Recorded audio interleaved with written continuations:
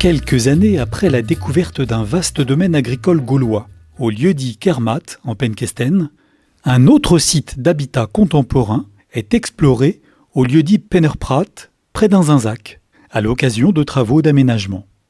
Les fouilles révèlent une occupation principale du site, à cheval entre le premier et le second âge du fer, autrement dit un établissement gaulois, comprenant un enclos d'habitat et 2 ensembles funéraires.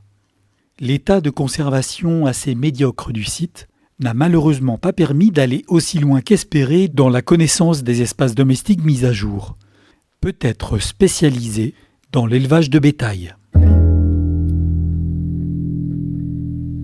Le projet du nouvel établissement d'hébergement pour personnes dépendantes d'Inzinzac et d'une maison de l'enfance entraîne l'ouverture d'une fouille archéologique sur une surface d'1,5 hectare entre novembre 2018 et février 2019, sous la direction scientifique de Stéphane Bourne de l'INRAP. Le site de Pennerprat, à la confluence de 2 ruisseaux, occupe un petit promontoire qui domine les environs. Cette position remarquable expliquerait une présence humaine précoce, antérieure au néolithique, puis sporadique au néolithique et à la fin de l'âge du bronze. Au VIe siècle avant notre ère, les populations de l'âge du fer s'y établissent durablement et y creusent un fossé de 110 mètres de long en forme d'arc de cercle, flanqué d'un talus. Cet imposant ouvrage, d'apparence plus monumentale que défensif, devait être un point de repère dans le paysage.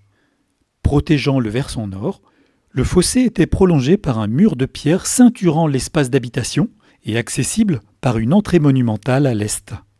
Au centre de l'enclos, des constructions sont identifiées, mais le mauvais état de conservation des vestiges rend illisible son organisation et son évolution dans le temps.